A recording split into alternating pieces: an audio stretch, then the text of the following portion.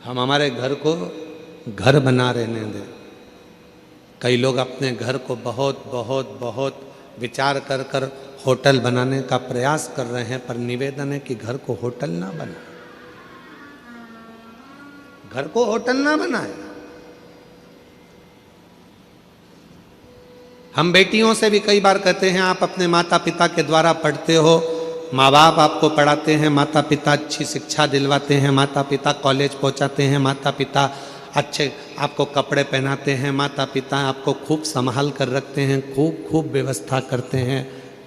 और जब आप बड़ी हो जाती हो, बड़े हो जाते हो, अच्छे कॉलेज में पढ़ जाते हो, आपकी जॉब लग जाती है, आप अच्छा कमाने लगते हो, फिर आप सोचने लगते हो कि अब मुझे मेरे माँ बाप की जरूरत नहीं।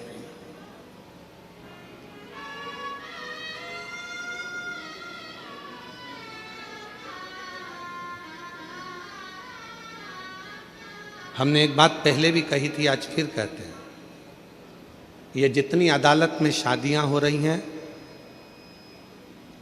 हम उसका विरोध कभी नहीं करते, हम नहीं करते।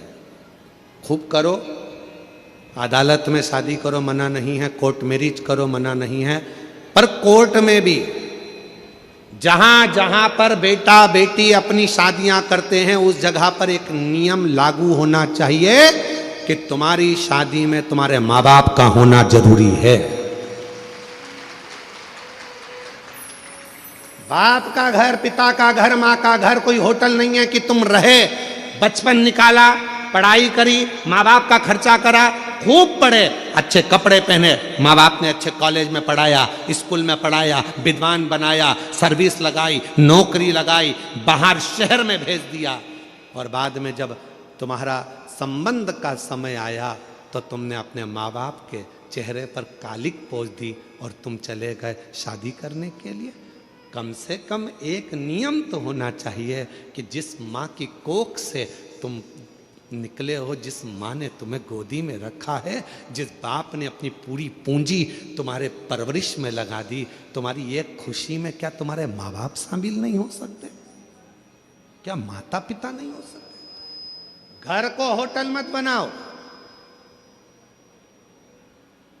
घर होटल नहीं है कि यहां बड़े होगे और बाद में मन का करोगे, नहीं। प्रत्येक बेटी को नियम लेना चाहिए, चाहे किसी भी कॉलेज में पढ़े हो, किसी भी स्कूल में पढ़े हो, कितनी भी उच्च पद पर बैठकर तुम नौकरी कर रहे हो, पर कितने भी तुम्हारे फ्रेंड बन जाएं, कितने भी दोस्त बन जाएं, किसी की बॉडी देखकर, किसी की गाड़ी देखकर और किसी विधर्मी के चक्कर में ना आकर निर्णय देना कि शादी तो मैं अपने माँ बाप के कहने पर करूंगी, चाहे कुछ भी कर लो।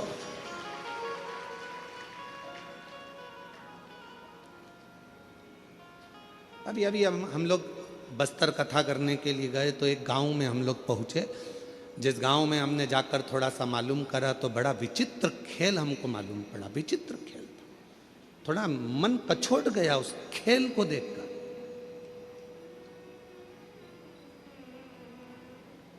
कि गांव की साधारण बेटियों को सामान बेचने के बहाने साइकिल पर, मोटरसाइकिल पर सामान रखते हैं, तिलक लगाते हैं, कंठी पहनते हैं, सामान बेचने के बहाने आते हैं और गांव की भोली भाली बेचारी बेटियों को अपने झांसे में लेकर उससे विवाह कर लेते हैं, और बाद में लव जिहाद तो करा ही करा, पर साथ में लैंड जिहाद भी करा, उसको अपना बना लिया, और उसकी जो प्रॉपर्टी थी, उसकी जो जमीन थी, उसको भी अपना बना लिया। ये भी चल रहा है। इसको बचना है, संभलना है।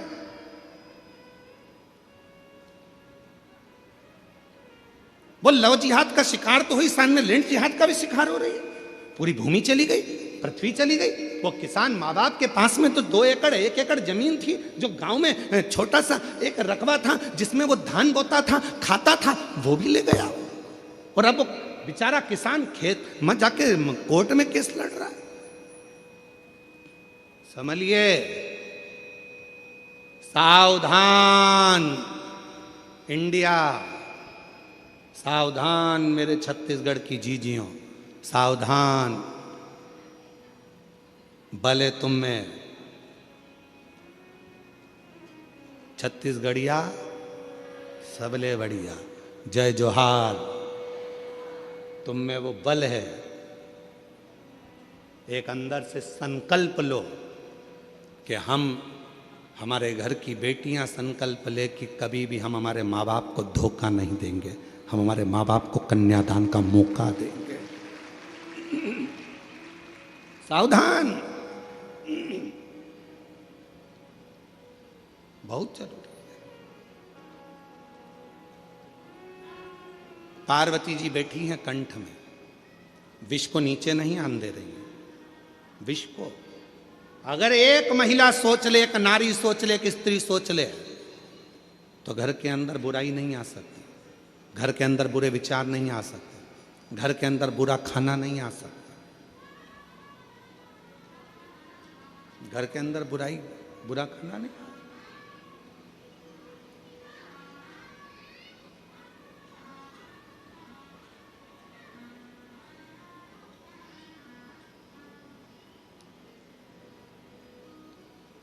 बुराइयां किसके घर में प्रवेश करती हैं?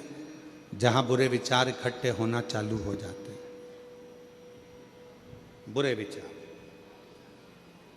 कितने लोग बैठे हैं यहां पर जो रोज नहाते हैं?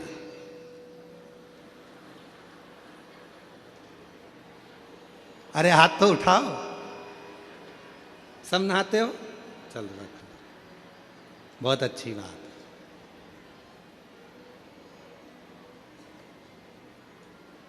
कितने लोग बैठे हैं यहां पर जो रोज साबुन लगा के नहाते हैं? सभी साबुन लगा के नहाते हो? नहा लो, रख लो। काय के लिए नहाते हो? कोई ने तुमको नहाने का बोला? जम के बोलो नहीं। नहा क्यों रहे हो? शरीर पे गुरुजी मेल जम जाएगा।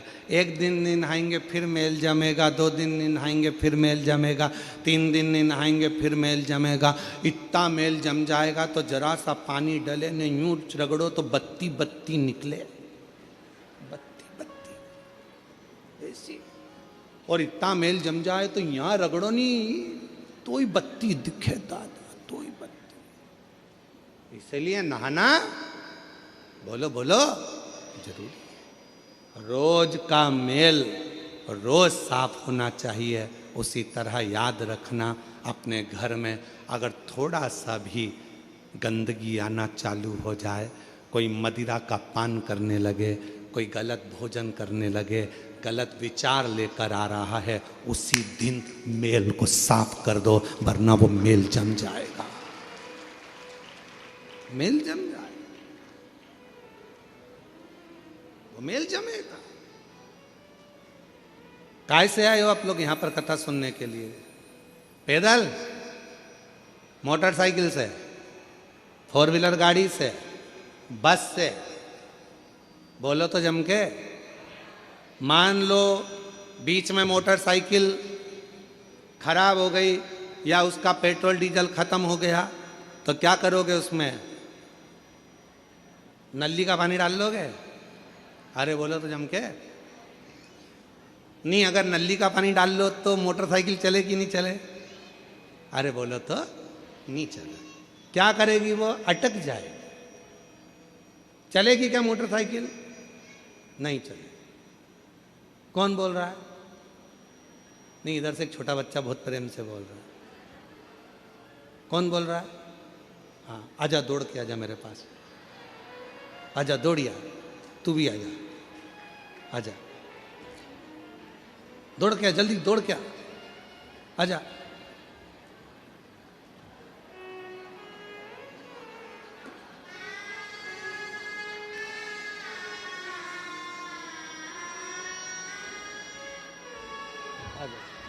बैठ जा,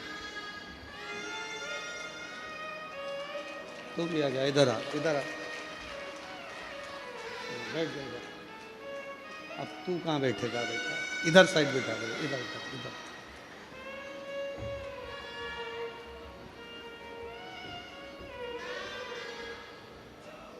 बेटा इसको बैठ जा, बैठ जा, बैठ जा। नहीं बैठना, इसको उतार दे, उतार दे, इसको उतार दे। नहीं, गिर जाएगी, इसको उतार, इसको उतार, उठा। तू बैठ जा इधर,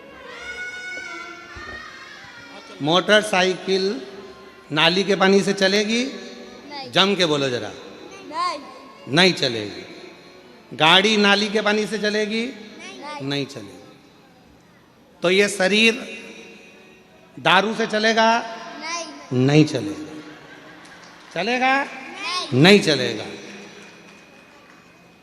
अच्छी गाड़ी चलाना है तो अच्छे पेट्रोल की जरूरत है, और शरीर को अच्छा रखना है तो अच्छे भोजन और पानी की जरूरत है। इसमें गटर का पानी मत डालो।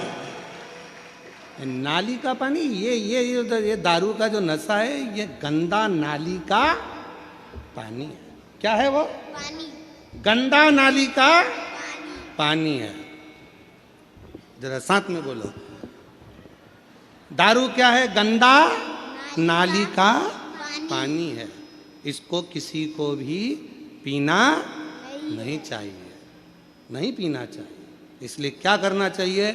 शिव कथा सुनो, गाड़ी भी चलाओ, होशियारी से चलाओ, सीट बेल्ट बांध के रखो, और नशे में रहकर गाड़ी भी मत चलाना, और अहंकार के नशे में घर भी मत चलाना। बर्बाद हो जाओ, बर्बाद हो जाओ। बोलो हर हर। चलो लो, तुम दोनों ने अच्छी कथा बाची, जोरदार। चलो शंभ।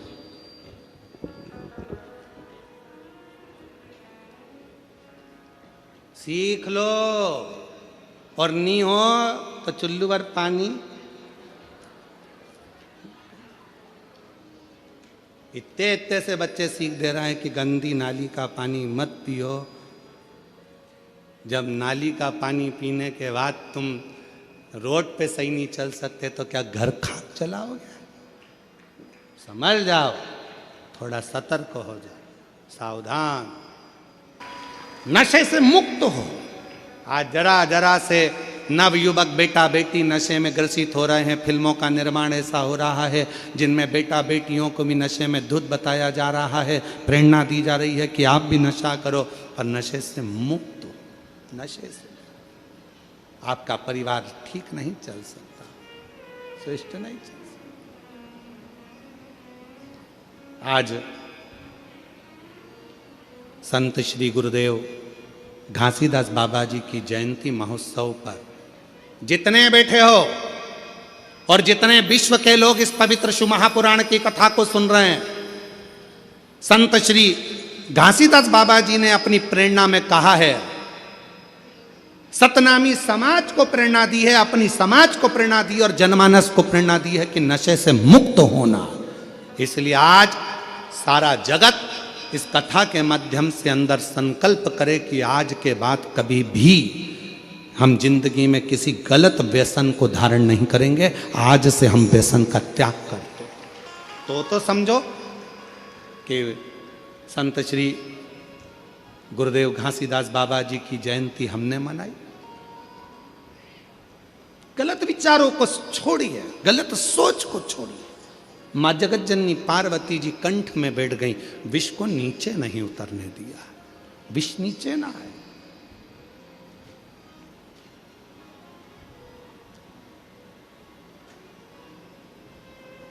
ये विष जब नीचे उतरेगा तो बर्बाद कर देगा, बर्बाद।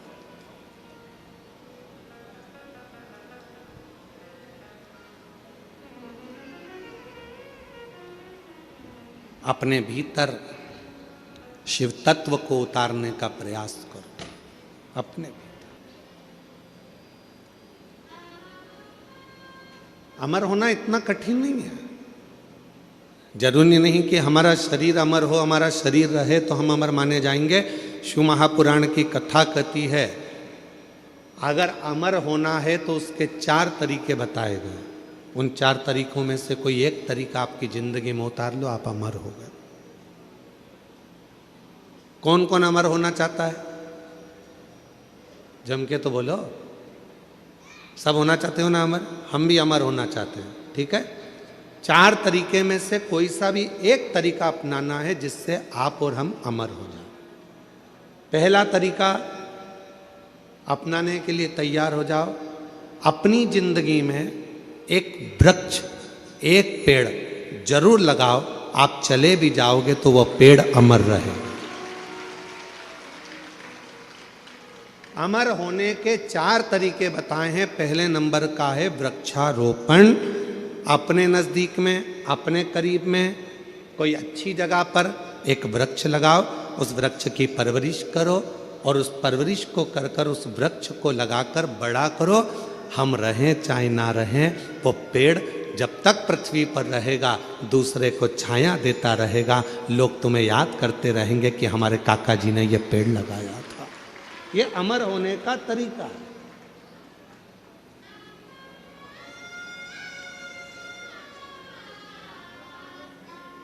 इसलिए अब की बार जो शिवरात्रि आ रही है फरवरी के महीने में, महाशिवरात्रि, उस शिवरात्रि का हमने नाम दिया है ग्रीन शिवरात्रि। ग्रीन शिवरात्रि का मतलब है कि अभी तक अपन ने शंकर जी को जल चढ़ाया, शिव जी की पूजन करी। इस वर्ष 2026 में महाशिवरात्रि के दिन सबको एक एक वृक्ष लगाना है, बेलपत्री का पौधा लगाना है, उसकी परवरिश करना है, उसको बड़ा करना है, जिससे आप और हम रहें चाहे ना रहें, पर वो बेलपत्री का वृक्ष जब बड़ा हो उसकी पत्तियां टूटकर शिव जी को समर्पित हों और हमारी ये पृथ्वी पूरी हरी भरी हो और लोगों को ऑक्सीजन की ज़रूरत ना पड़े, वेंटिलेटर की ज़रूरत ना पड़े, हमारा पूरा देश फिर ग्रीन हो, हरा हो और हरा भरा हो। इसलिए अमर होने के 4 तरीके बताए। पहले नंबर पर है वृक्ष लगाओ और वृक्ष लगाने की प्रेरणा दो। दूसरे नंबर पर अमर होने का दूसरा साधन बताया। अमर होना चाहते हो तो दूसरा तरीका है, अपने बच्चे को जैसे पढ़ाते हो वैसे ही कोई गरीब का बच्चा जिसको अच्छी एजुकेशन की ज़रूरत है और उसके पास पढ़ने का पैसा नहीं है, अपने पैसे से उस बच्चे को धीरे धीरे पढ़ाना चालू करो। जब वो किसी अच्छे ओहदे पर जाकर बैठ जाएगा, समझ लेना कि आप अमर हो गए, आपकी ज़िंदगी अमर हो गई, आप अमर हो गए।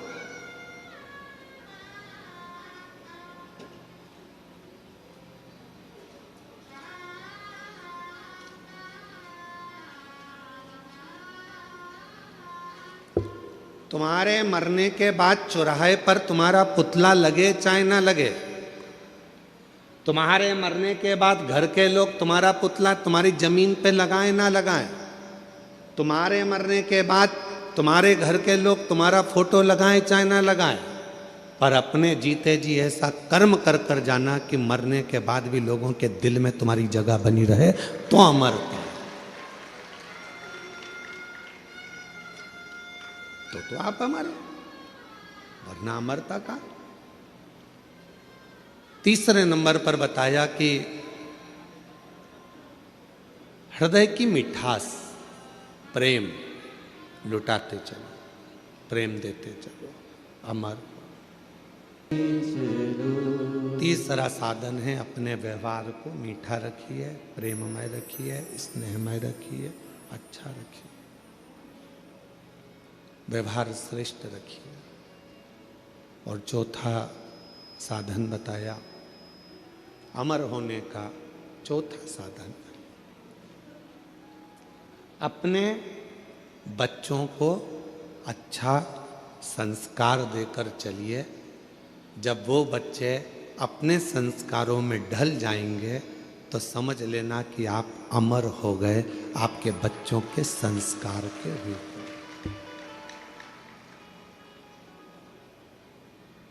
कौन कौन अमर होना चाहता है? बोलो, हाथ उठाओ जल्दी से। होना चाहते हो अमर?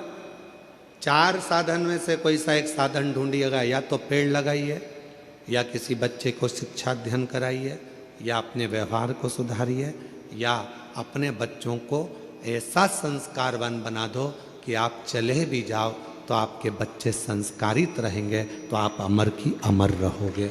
आपको कोई भूलेगा नहीं, लोग आपको याद करेंगे।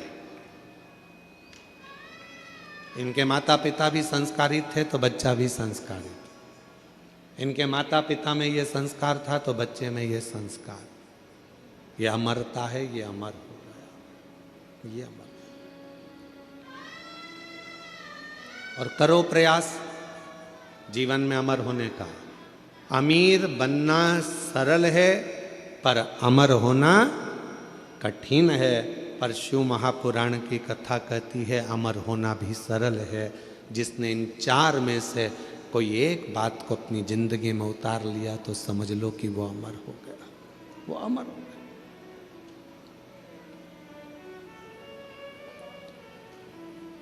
अच्छा करते चलो।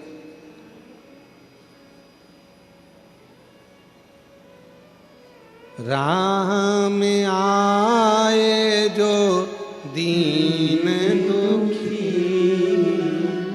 राह में आए जो दीन दुखी, सबको गले से लगाते चलो, सबको गले से लगाते चलो।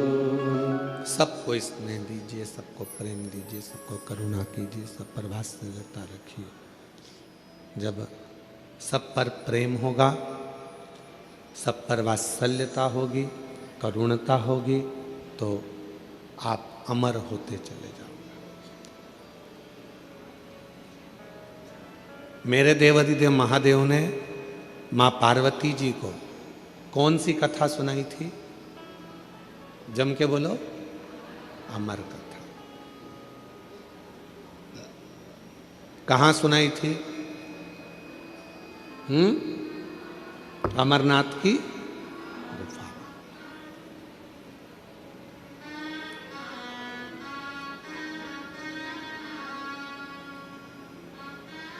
सर्प को सुनाई थी क्या? जम के बोलो, नहीं। चंद्र को सुनाई थी?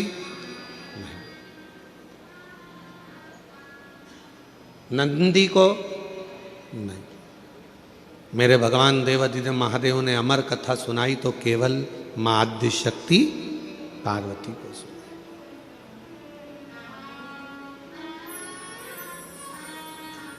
क्यों सुनाई? किस लिए सुनाई? क्या कारण पड़ गया था जो पार्वती को अमर कथा सुनाना पड़ी? उसका केवल एक कारण था, यह आद्य शक्ति पार्वती जगत की मां है, और मां यदि अमर हो गई तो ये राष्ट्र को अमर होने में कोई दिक्कत नहीं आएगी। संपूर्ण विश्व अमर हो जाएगा, संपूर्ण विश्व। कथा सुन। और अमर कथा क्या? कौन सी अमर कथा? जिस अमर कथा को सुनने के लिए स्वयं देवता भी ललायित थे, जिस अमर कथा को सुनने के लिए संपूर्ण ब्रह्मांड के जितने भी देवी देवता हैं वो ललायित थे, उस अमर कथा को केवल भगवान देवाधिदेव महादेव माता पार्वती को श्रवण कराते हैं। केवल मां जगत जननी को, अम्बा को श्रवण कराते हैं। किस लिए? क्योंकि शिव चाहते हैं कि पार्वती इस कथा को सुन ले, और अगर जगत की मां, एक नारी, एक स्त्री जब इस कथा को सुनती है तो वो अकेली उस कथा को अपनी जिंदगी में धारण नहीं करती, वो प्रसाद के रूप में उस कथा को जनमानस में पहुंचा देती है, पहुंचा देती। हमसे लोग कहते हैं, क्यों गुरुजी आपकी कथा में पुरुष लोग कम आते हैं, माताएं ज़्यादा आती हैं, जीजियाँ ज़्यादा आती हैं, स्त्रियाँ ज़्यादा आती हैं, उसका कारण क्या है? हमने कहा कथा की जरूरत भी पुरुष से ज़्यादा स्त्री को है। क्यों? उसको राष्ट्र का निर्माण करना है, उसको अपने बच्चों को संस्कारित करना है, उसको अपने बच्चों को पढ़ाना है, लिखाना है, विद्वान बनाना है, उसको अपने बच्चों को ज्ञान उपदेश देना है। तो कथा की जरूरत स्त्री को ज्यादा।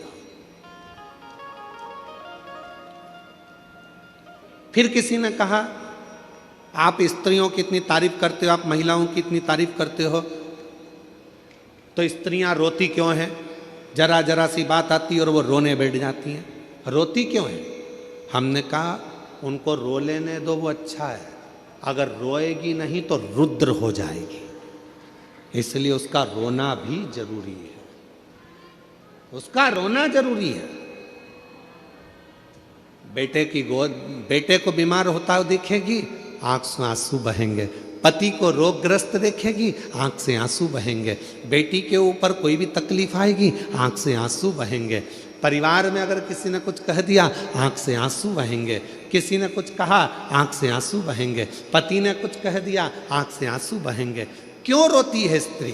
तो कहा उसके रोने दो, क्योंकि उसके रुदन में उसका भीतर का रौद्र स्वरूप बह जाता है। अगर स्त्री रोती नहीं है फिर वो रौद्र बन जाती है, और ऐसी रौद्र बनती है कि फिर वो किसी को देखती तक नहीं है, जैसे भद्र काली माँ अम्बा जगदम्बा काल का बन जाती है।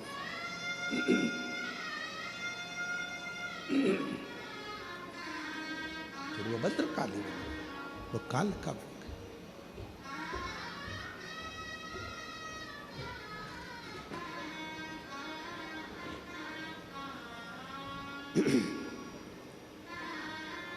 भद्रकाली कालिका का स्वरूप उसका हो जाता। आपने देखा मां काली का चरण किस पे रखा हुआ है? बोलो, जम के बोलो। नीचे कौन सोए? जम के बोलो जरा। बाबा भोलेनाथ। क्यों? मां जगत जननी अपना रौद्र रूप धारण कर ली थी, और क्रोध का रौद्र रूप मां जगत जननी ने ऐसा धारण कर लिया था, ऐसा रुद्र धारण कर लिया था कि वो फिर आखिरी में शिव को भी नहीं देख पाए, भगवान शंकर को भी नहीं जान पाए, शिव को भी नहीं पहचान।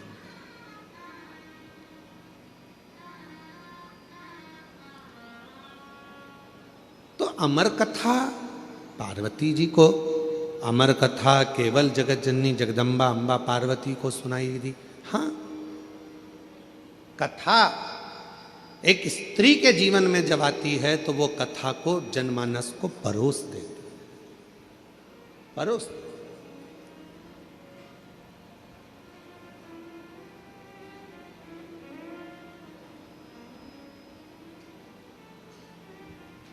दुनिया में केवल एक स्त्री ही ऐसी है, महिला, एक नारी ही ऐसी है, जब सब खा लेते हैं तब आखिरी में वो खाने बैठती है, भोजन करने बैठती है। जो मिल गया उसमें भी उसकी तृप्ति होती है, नहीं मिला उसमें भी उसकी तृप्ति होती है। दूसरे को खाता हुआ, प्रेम से भोजन करता हुआ देखकर वो संतुष्ट हो जाती है, वो संतुष्ट हो जाती है। एक नारी, एक स्त्री।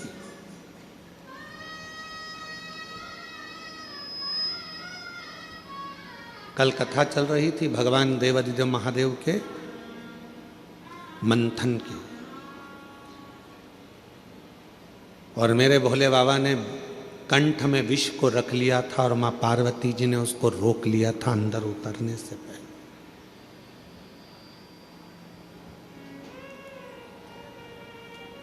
उतरने से पहले रोक लिया था। दुनिया के आधे से ज्यादा क्राइम घर में रहने वाली स्त्री रोक सकती है। घर में रहने वाली नारी, घर में रहने वाली एक महिला दुनिया में होने वाले आधे से ज्यादा क्राइम को रोक सकती है। कैसे रोकेगी? अपने पति को अच्छा उपदेश देकर, उसको समझाकर, अपने बेटे को अच्छा संस्कार देकर, अपनी बेटी को अच्छा ज्ञान देकर, अपने ससुर को अच्छा ज्ञान देकर, अपने पिता को अच्छा उपदेश देकर, अपने भाई को अच्छा ज्ञान देकर, उपदेश देकर। दुनिया में किसी सरकार की इतनी सामर्थ्यता नहीं है जो क्राइम को रोक सके। क्राइम को केवल एक रोक सकती है, वो घर की केवल नारी होती है जो अच्छे संस्कारों से इन क्राइम को रोक सके। एक कथा बचपन में पढ़ने को मिली थी, शायद हमें उम्मीद है कि आपने छत्तीसगढ़ वासियों ने भी इस कथा को जरूर पढ़ा होगा। हमने पढ़ा है अपने बचपन में, तो तुमने भी पढ़ा होगा। कथा सुनने को मिली थी, पढ़ने को मिली थी। एक छोटा सा बच्चा स्कूल में जाता है पढ़ने के लिए, उसको एक पेंसिल मिल जाती है। वो अपनी मम्मी को आकर बताता है, माँ मुझे ये पेन मिला है। माँ ने कुछ नहीं कहा। बच्चा दूसरे दिन स्कूल गया, कंपास चुरा कर ले आया। पेन का जो बॉक्स होता है बच्चा वो चुरा कर लेकर आ गया। माँ से कहा, माँ मैं आज बॉक्स लेकर आया हूँ। माँ ने कुछ नहीं कहा। थोड़े दिन बाद बच्चा एक किताब चुरा कर ले आया। माँ ने कुछ नहीं कहा। फिर बच्चा कॉपी चुरा कर लाया। माँ ने कुछ नहीं कहा। वो बच्चा धीरे धीरे धीरे धीरे धीरे धीरे एक नामी चोर बन गया। चोर बनकर एक दिन पकड़ा गया, थाने में बंद हुआ। पुलिस वालों ने उसको खूब मारा, अंदर बंद कर दिया। और बंद करने के बाद आखिरी में जज के सामने उसको खड़ा करा गया और उसको मृत्यु दंड की सजा मिल गई। मृत्यु दंड की जब सजा मिली तो उससे पूछा गया, तेरी अंतिम इच्छा क्या है? उसने कहा, मैं अपनी माँ के कानों में कुछ कहना चाहता हूँ, बस अंतिम इच्छा मेरी ये है। उसकी माता को बुलाया गया। उसके मरने के पहले जब माँ आई, उसकी माँ के कानों के अंदर उसने कुछ कहना चाहा। जाओ, तुम्हारा बेटा तुम्हारे कानों में कुछ कहना चाहता है।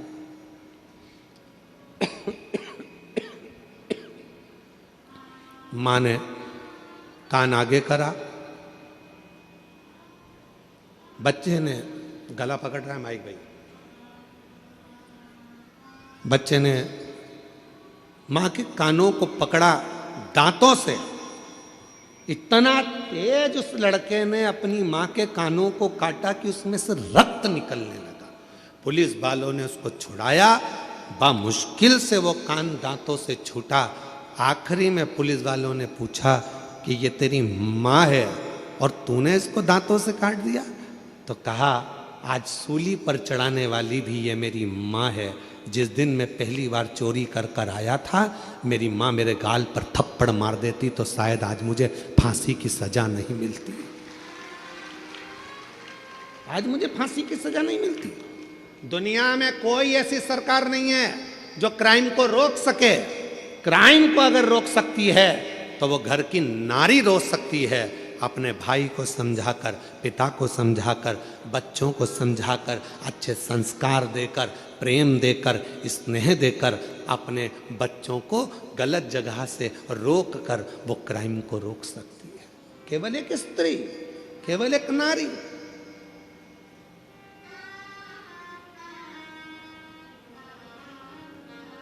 उसको रोकना कठिन है, परंतु मां रोक सकती है, स्त्री रोक सकती है, नारी रोक सकती है।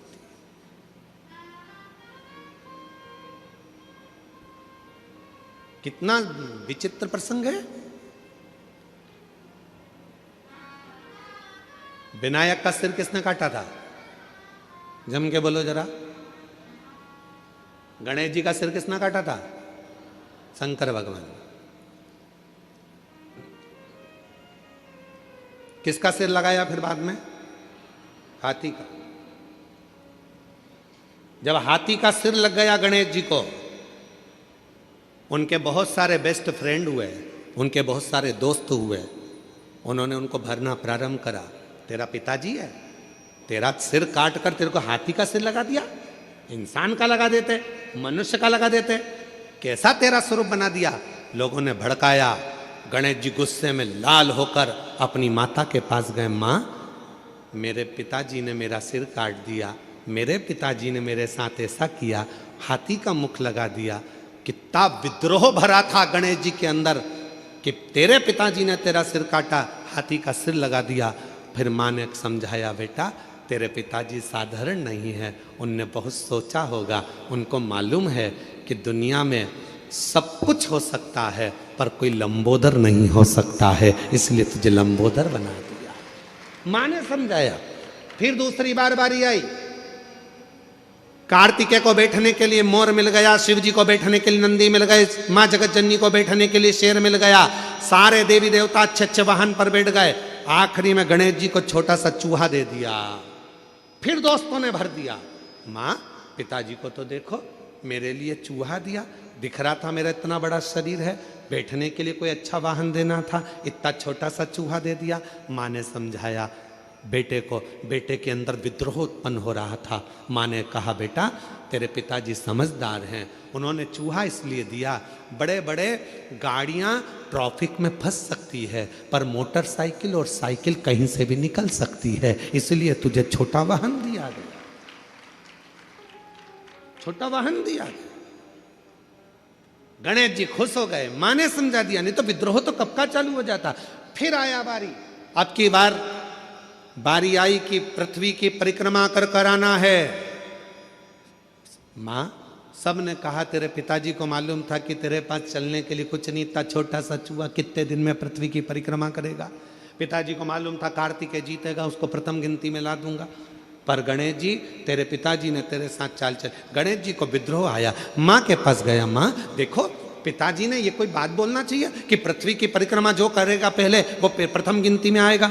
अब तो मेरे पास तो इतना छोटा सा चूहा धीरे धीरे चलेगा, कब तक पृथ्वी की परिक्रमा करेगा। माँ ने समझाया बेटा तेरे पिताजी हैं, वो जानते हैं कि तू इतने बड़े चूहे पर बैठकर पूरी पृथ्वी की परिक्रमा नहीं कर सकता, इसलिए तेरे पिताजी ने मेरे कानों में कह दिया था कि एक काम कर, गणेश जी को बोल देना पूरी पृथ्वी की परिक्रमा ना करे तो माता पिता की परिक्रमा कर लेना, फल प्राप्त हो जाए। जब जब व्यक्ति के दिल में विद्रोह उत्पन्न होता है, जब जब व्यक्ति गलत सोचता है, गलत विचार लाता है, अगर घर की स्त्री, घर की नारी, घर की महिला, घर की माँ, घर की बेटी, घर की बहन, घर की भाभी, घर की बुआ, घर की चाची, घर की काकी, घर की मामी, घर की स्त्री जब उसको समझाती है तो कोई पुरुष कोई गलत काम करने के लिए जा नहीं सकता। विद्रोह कब उत्पन्न होता है? जब घर की नारी उसको भर दे। देख लो तुम्हारे भाई को, देख लो तुम्हारे मामा को, देख लो, जब अंदर इतनी ईर्ष्या भर दी जाती है कि पुरुष फिर क्राइम करने को आगे बढ़ जाता है और तलवार लेकर चक्कू लेकर दौड़ पड़ता है। 10 मिनट का क्रोध, उस व्यक्ति ने चक्कू मारा, 10 मिनट का क्रोध आया और मालूम पड़ा वो 10 मिनट का क्रोध उसकी 10 साल की जिंदगी को बर्बाद कर दिया। 10 साल की जिंदगी।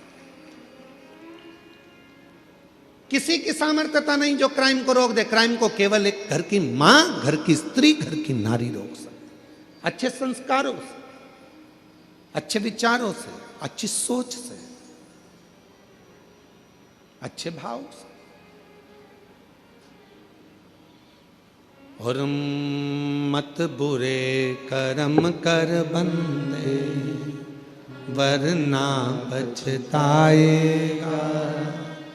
भगवान की आंखों से तू बच नहीं पाएगा, तू बच नहीं पाएगा। हरि ओ अज्ञानी मत कर नारायणी। अरे ओ अज्ञानी मत कर नारायणी। तेरे कर्म का फल भी तू ही पाएगा। जैसा किया तूने तेरे आगे आएगा। मत बुरे कर्म कर बंदे वरना पछताएगा। भगवान की आंखों से तू बच नहीं पाएगा, तू बच नहीं पाएगा। आप भगवान शिव ने पार्वती जी को अमर कथा इसलिए सुनाई कि वो संस्कारों की जननी है। शिव के गले में विष पड़ा हुआ था, उस विष को स्वयं मां आदिशक्ति पार्वती कंठ में उतरकर उस विष को रोक दिए है। वो विष रोक दिया है।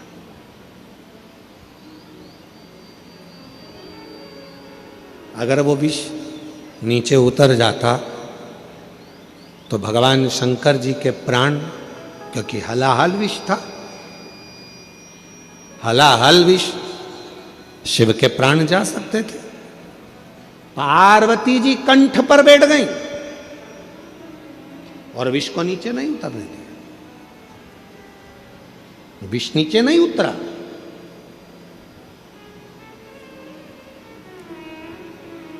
अपने को खुद समझना है, अपने को खुद साधना है।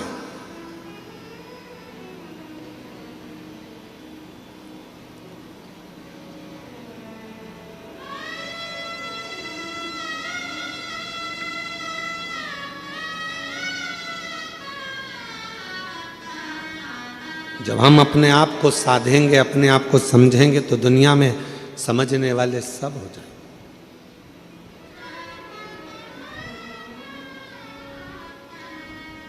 कई माताओं की आदत रहती है, वो अपने बच्चे को हमेशा डांटती रहती है, तेरे बस का कुछ नहीं है, कुछ नहीं कर सकता तू, कुछ नहीं कर सकता तू, अकल नहीं है इसमें। कभी मत बोलो अपने बच्चे को कि इसमें अक्ल नहीं है, वो विद्वान नहीं है, वो नहीं पढ़ सकता, ये कभी ना बोलो। करेगा एक दिन, वो भी इतिहास रच कर रहेगा, उसके अंदर वो बल देवाधिदेव महादेव देगा, वो बल देगा परमात्मा उसको, वो शक्ति देगा परमात्मा उसको। कैसे नहीं हो सकता?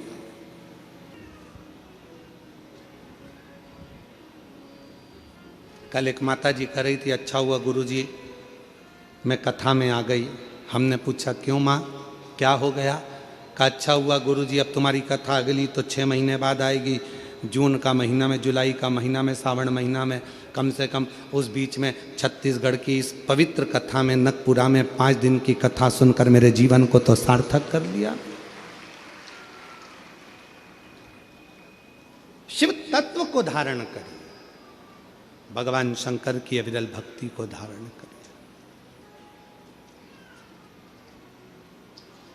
और जो जैसी भावना लाया वो वैसा ही फल पाया, नहीं खाली उसे लौटाया वो मन ही मन हर्षाया, और कर दिया माला माल काशी वाले ने, लुटा दिया भंडार काशी वाले। ये शिव उपासना का एक फल है, आपका विश्वास, आपका भरोसा, आपकी दृढ़ता। भरोसा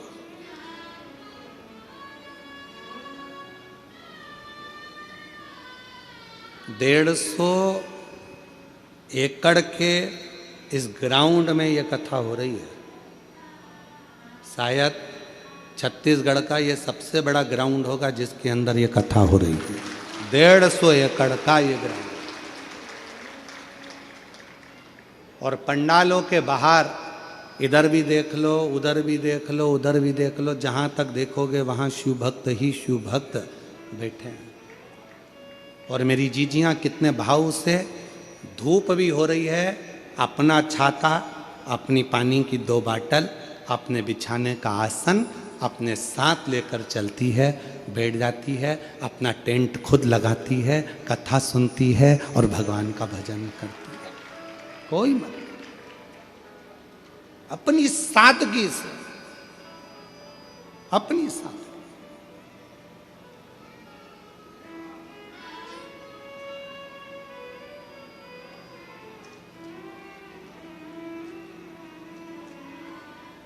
और शिव कथा कर रही है, पार्वती मैया अपने शिव जी के कंठ में जाकर बैठ गई।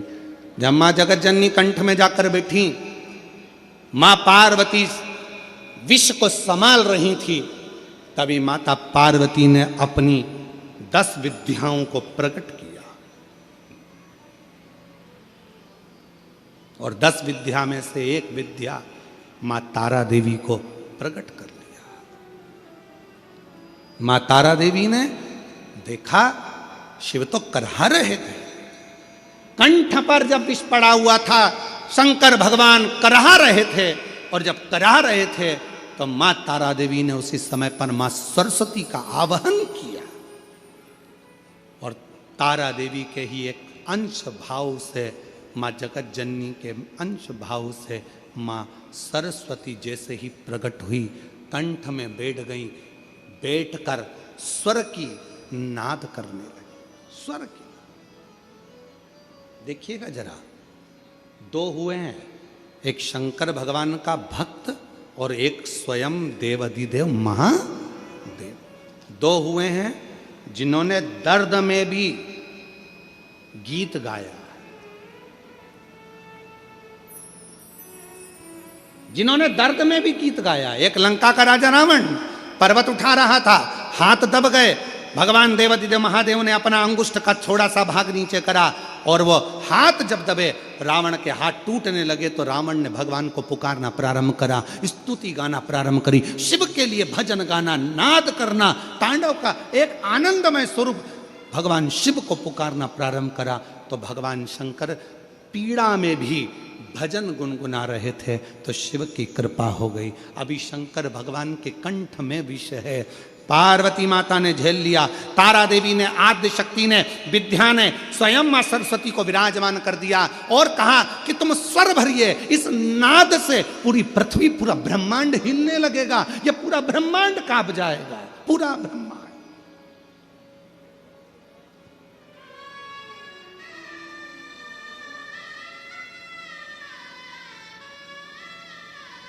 और ये पूरा ब्रह्मांड हिलेगा, इसलिए शिव के नाद में भी आप स्वर दीजिए, स्वर।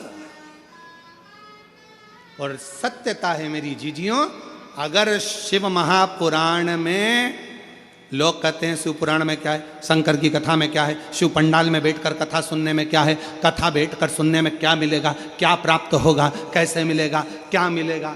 कभी जीवन में अगर मौका मिले, एक बार किसी पंडाल में 5 दिन 7 दिन रहकर शिव महापुराण की कथा सुनकर देखिएगा, जिंदगी में जो कहीं नहीं मिला वो मेरा कुबेर भंडारी देकर जरूर जाएगा, देकर जाएगा। जब भी तो ये 150 एकड़ का इतना बड़ा प्रांगण, 150 एकड़ की ये भूमि, और जिसमें इतना विशाल पंडाल, और पंडाल के पार पार पब्लिक और भक्त क्यों आए।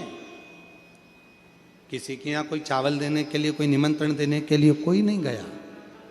बोलो आपके यहाँ कोई आया था क्या निमंत्रण देने? जम के तो बोलो जरा। नहीं। कोई पत्रिका देने आया था? कोई प्रचार किया था तुम्हारे गांव में आके माइक से? कोई होर्डिंग लगाया था तुम्हारे गांव में आकर किसी ने? कुछ भी नहीं। ना किसी गांव में होर्डिंग लगा, ना पत्रिका गई, ना चावल गया, ना निमंत्रण गया, ना कुछ गया। जैसे शक्कर के डब्बे को चींटी ढूंढती है, उसी तरह शंकर का भक्त शंकर की कथा को ढूंढ कर पहुंच जाता है। उसको तो बस मालूम होना चाहिए कि मेरा शिव कहाँ है, कहाँ बैठा है, उसका भजन मुझे कहाँ करना है, कैसे प्राप्त करना है। एक लोटा जल, आवाज नहीं आई, एक लोटा जल, बोल बम का नारा है, श्री शिवाय नमस्ते। शिव को भजा, शंकर। और महाराज सरस्वती ने स्वर देना प्रारंभ करा, और जो सरस्वती ने स्वर दिया, कंठ में विराजमान होकर बैठी साधना तप कर रहे।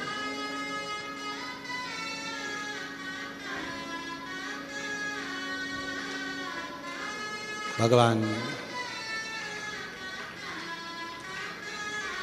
शिव भक्ति का एक नाद।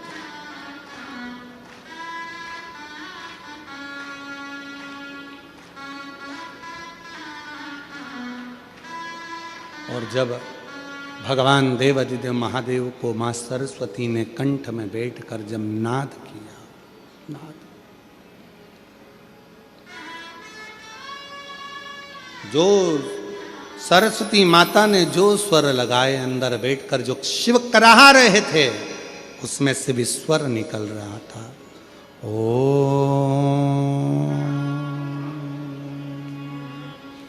ओम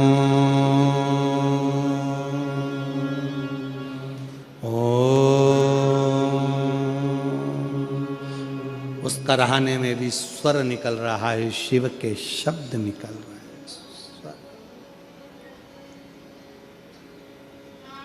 विष रुका, रुक गए, विष रुक गया। पार्वती जी की आंख से आंसू बह रहे थे। मेरे पति के शरीर में अगर ये विष चले जाता तो मेरे पति तो समाप्त हो जाते। पार्वती जी विचार कर रहे, ये पार्वती जी सोच। पर आज मेरे पति के कुछ नहीं हुआ क्योंकि मैंने विष को रोक दिया। मेरी जीजियों, आपसे भी निवेदन है, अपने घर में आने वाले विष को, अपने घर में आने वाले गलत भोजन को, गलत विचारों को, गलत सोच को, गलत दृष्टि को आप रोक सकती हो। रोको। मां पार्वती जी भगवान शिव के कंठ पर आ गईं। 10 विद्या में से एक विद्या मां तारा देवी प्रकट हो गईं। उन्हीं के अंश स्वरूप से मां सरस्वती प्रकट हो गईं, जिन्होंने करहाने में भी स्वर दिया और शिव के उस करहाने में ओम नाद का उच्चारण भर दिया। एक बार सभी साथ में ओम नाद करेंगे।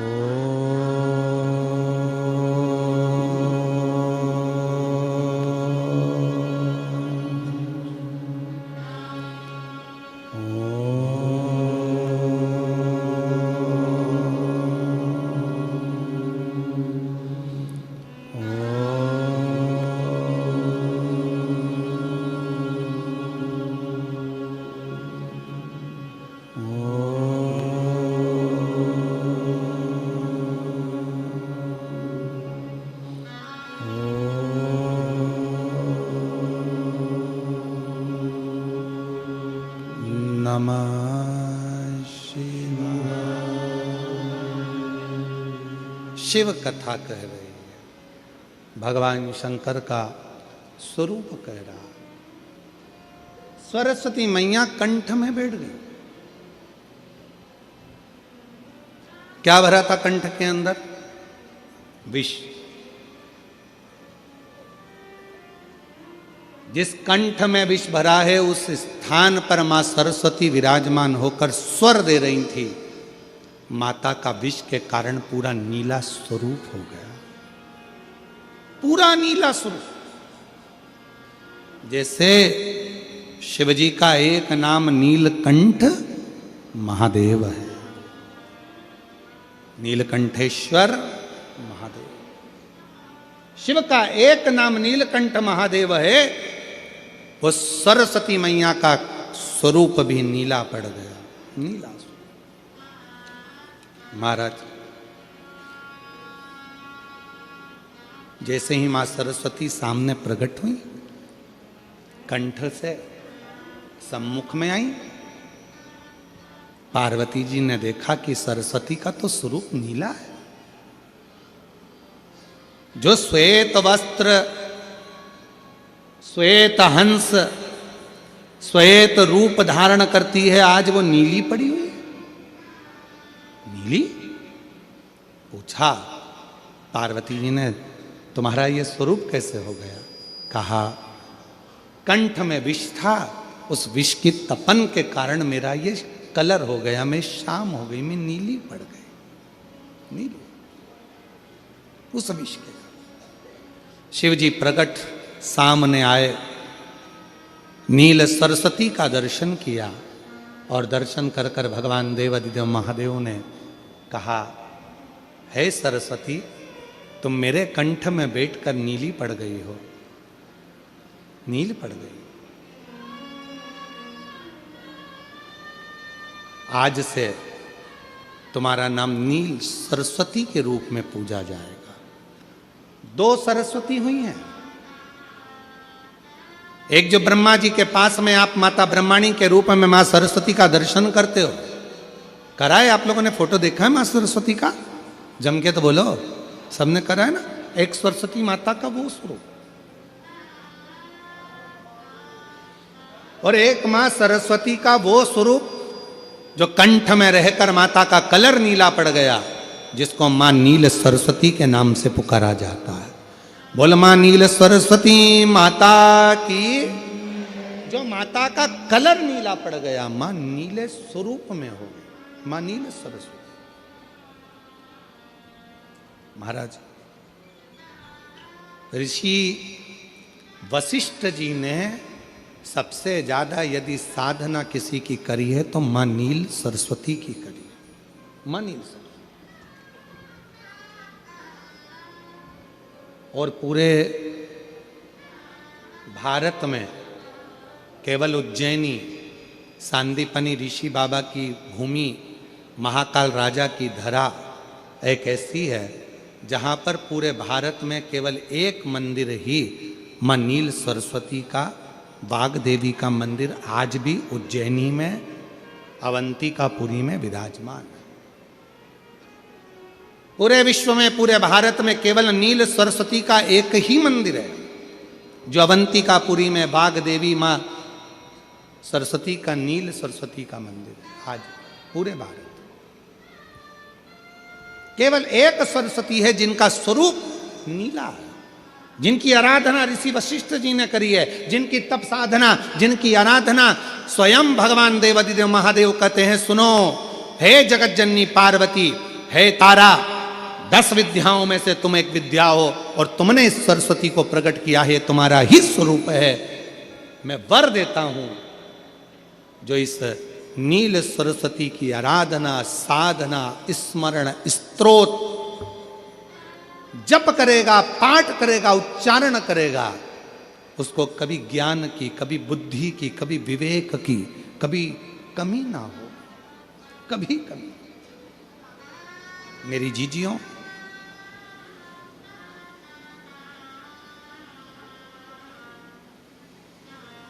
आपने कभी सुना होगा कि शिव जी को एक पुष्प बड़ा प्रिय है।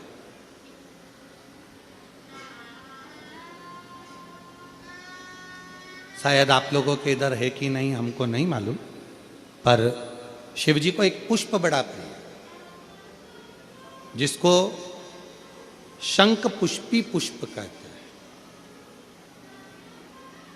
जिसको अपारिजिता का पुष्प भी कहते हैं। आप लोगों के इधर है कि नहीं वो हमको नहीं मालूम है, पर एक बेल चलती है, उस बेल पर वो नीले कलर का पुष्प होता है, शंख जैसी उसकी आकृति होती है और नीला पुष्प होता है, नीले कलर का। आप लोगों ने देखा है? किस किस ने देखा? जरा हाथ उठाओ सब लोग। देखा है मतलब रखो, आप देखा है तो फिर तो कथा आप लोगों के बुद्धि में बैठ जाएगी। लाए हो क्या? ला देव, देव देव, लाओ लाओ, देव ला।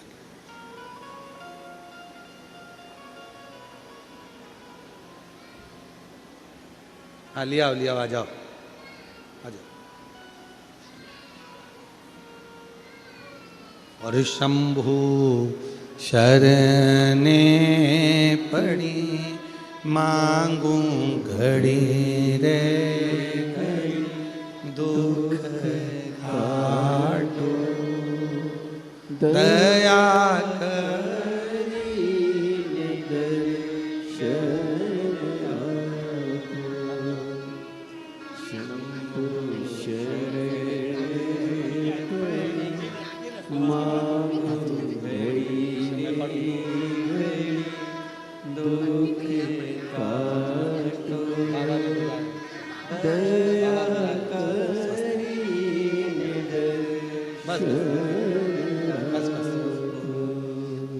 एक ऐसा नीला कलर का पुष्प होता है। देखो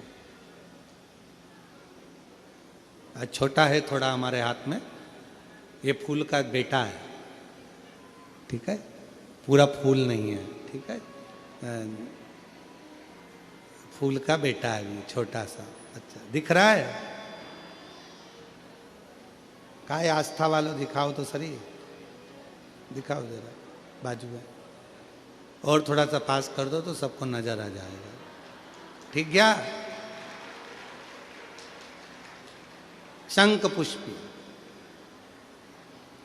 अपारिजात भी बोला जाता है इसको, ठीक है। हर हर विराजो विराजो। तो एक पुष्प अपन कहते हैं, हमारे भगवान देवादिदेव महादेव को, भगवान शंकर को बड़ा प्रिय है ये पुष्प।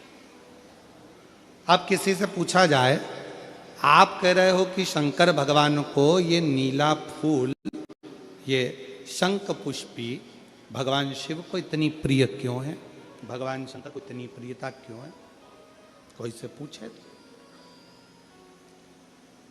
तो वो बताए चाहे ना बताए, पर शिव महापुराण का संवाद कर रहा है। कंठ में स्वयं मां जगत जननी ने 10 विद्या में से एक मां को याद किया, और मां तारा का एक स्वरूप मां सरस्वती के रूप में विराजमान हो गया। कंठ में रहने से विष की तपन के कारण, कंठ में रहने से विष की तपन के कारण उनका स्वरूप नीला पड़ गया। और जब उनका स्वरूप नीला पड़ गया तो भगवान देवादिदेव महादेव ने कहा, सुनो पार्वती, संसार के लोग, भूमंडल में रहने वाला यदि कोई भी मानव जिसकी विवेकता, बुद्धि, विचार, सोच, ज्ञान थोड़ा सा भी अगर उसमें कम है, तो वो नील सरस्वती का यदि आवाहन करे, मां नील सरस्वती स्तोत्र का पाठ करे, मां नील सरस्वती की स्मरण करे, तो उसकी विवेक, उसकी बुद्धि तीव्र होती है, श्रेष्ठ होती है। और सुनो पार्वती, यदि मान लो कोई नील सरस्वती का स्तोत्र का पाठ नहीं कर पाए, आराधना नहीं कर पाए, साधना नहीं कर पाए, स्मरण ना कर पाए, अगर कोई बच्चा एक शंख पुष्पी पुष्प को समर्पित कर कर जलाधारी पर, और 1 लोटा जल यदि वो समर्पित करता है, और उस जल का आचमन कोई बच्चा नित्य प्रति करता है, तो वो बच्चा धीरे धीरे विद्वत्ता धारण करता ही जाता है। जो याद करता है वो भूलता नहीं। ये मां नील सरस्वती की कथा है। 2 सरस्वती का दर्शन आपको और हमको होता है, 2 सरस्वती का स्मरण आप और हम करते हैं। एक सरस्वती जो स्वयं श्वेत वस्त्र धारण करी है, हंस पर बैठी हैं, और बड़े आनंद के साथ में माँ सरस्वती का सुंदर स्वरूप है। पर एक सरस्वती ऐसी हैं जो नीला उनका स्वरूप है, और नील सरस्वती के रूप में उनकी पूजन होती है। माँ नील सरस्वती। महाराज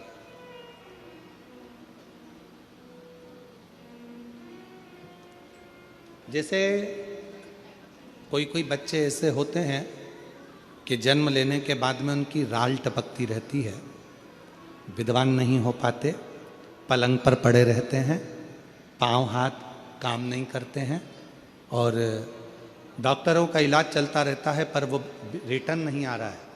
ये इनको बढ़ाओ ना।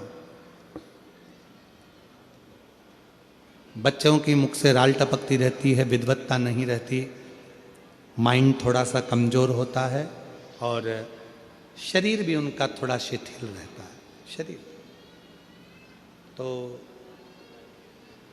कई लोग कह देते हैं कि ये बच्चा थोड़ा जल्दी जन्म ले लिया, इसलिए ऐसा हो गया, प्रीमेच्योर हो गया, ऐसा हो गया, वैसा हो गया। दवाइयाँ भी चलती हैं, इलाज भी चलता है, पर उसका कोई लाभ नहीं मिल पाता, और वो बच्चा पलंग पर पड़ा रहता है, राल टपकती रहती है, बुद्धि काम नहीं करती। छोटे छोटे भले वो 20 साल का हो गया, पर 8-10 साल के बच्चों जैसी उसमें विवेकता होती है, बुद्धि होती है। मेरा निवेदन है उन माताओं से, थोड़ी मेहनत आपको करना पड़ेगी उस बच्चे के लिए। अष्टमी, नवमी और चतुर्दशी 3 तिथियां पकड़ कर रखना। कौन कौन सी? जम के बोलो। अष्टमी, नवमी, चतुर्दशी। ये 3 तिथियां ऐसी हैं, चतुर्दशी अमावस्या की भी और चतुर्दशी पूर्णिमा की। अष्टमी नवमी अमावस्या की भी और अष्टमी नवमी पूर्णिमा की। ये वो तिथियां हैं जिन तिथियों में मां नील सरस्वती का स्तोत्र का पाठ कर कर एक शंख पुष्पी पुष्प, एक अपारिजात का पुष्प जलाधारी पर रखकर 7 बार अगर जल का पात्र से जल चढ़ाया जाए और उसी जल को कटोरी में झेल लिया जाए, उस जल को 3 दिन तक लगातार यदि सुबह दोपहर शाम रोज उस बच्चे को देना चालू करिए, उसके हाथ पैर भी काम करना प्रारंभ करेंगे, उसकी बुद्धि भी काम करना प्रारंभ करेगी। जो वो पलंग पर पड़े पड़े राल टपकाता रहता है, उसको लोग कहते हैं कि 18 साल का हो गया और दिमाग केवल 10 साल का है, 5 साल का है, उसमें धीरे धीरे बुद्धि प्रबल होना प्रारंभ हो जाएगी और वो भी एक दिन कार्य करना प्रारंभ कर देगा। जिसको प्रीमेच्योर बच्चे भी कहते हैं। लोग कहते हैं ये बच्चा जल्दी हो गया था, ये बच्चा बीमार पड़ गया था, बचपन में इसको कोई इंजेक्शन ऐसा लग गया था, बचपन में ऐसा हो गया था, बचपन में वैसा हो गया था, गर्भाशय का जल उसके मुख में चले गया था, तो ये बच्चे की ऐसी गति हो रही है। उस बच्चे के लिए अगर आपके आसपास के क्षेत्र में भी कोई बच्चा ऐसा है तो उसको माँ नील सरस्वती का स्मरण जरूर कराएं। और अगर आप लोगों के पास में माँ नील सरस्वती का स्तोत्र का पाठ ना मिले तो प्रयास करिएगा, मोबाइल पर सर्च कर कर माँ नील सरस्वती का स्तोत्र भी निकाल सकते हो। बाजार में से गीता प्रेस गोरखपुर की किताब में भी ला सकते हो, पढ़ भी सकते हो, घर में उसका स्तोत्र का पाठ भी कर सकते हो। माँ नील सरस्वती स्तोत्र का स्मरण और बड़े भाव के साथ करें स्मरण। और कोई माताएं कह देती हैं, कोई बच्चा कह देता है मम्मी मुझे याद नहीं होता, याद करता हूं परीक्षा हॉल में जाकर भूल जाता हूं, मैं कुछ पढ़ता हूं बाद में जाके भूल जाता हूं, स्मरण में नहीं रहता। तो उनसे भी निवेदन है, आप माँ नील पाठ नहीं पढ़ सकते, स्तोत्र नहीं कर सकते, संस्कृत में नहीं पढ़ सकते, तो माँ नील सरस्वती के नाम से अष्टमी नवमी और चतुर्दशी के दिन एक शंख पुष्पी पुष्प को, नीला कलर का जो फूल होता है बेल में लगा होता है, जो शिव जी को अति प्रिय होता है, उस पुष्प को आप जलाधारी पर रख दीजिए। जलाधारी जानते हो ना सब लोग, शिवलिंग पर नहीं, जलाधारी पर रख दीजिए और जल चढ़ाना 7 बार प्रारंभ करिए। बाबा देव अधिदेव महादेव आपको याददाश्तता में प्रबर करेगा। परीक्षा हॉल में जितना तुम याद कर कर गए हो, अच्छी मेहनत कर कर गए हो, तो भूलोगे नहीं, तुम्हारी बुद्धि तीव्र होती चली जाएगी, प्रबल होती चली।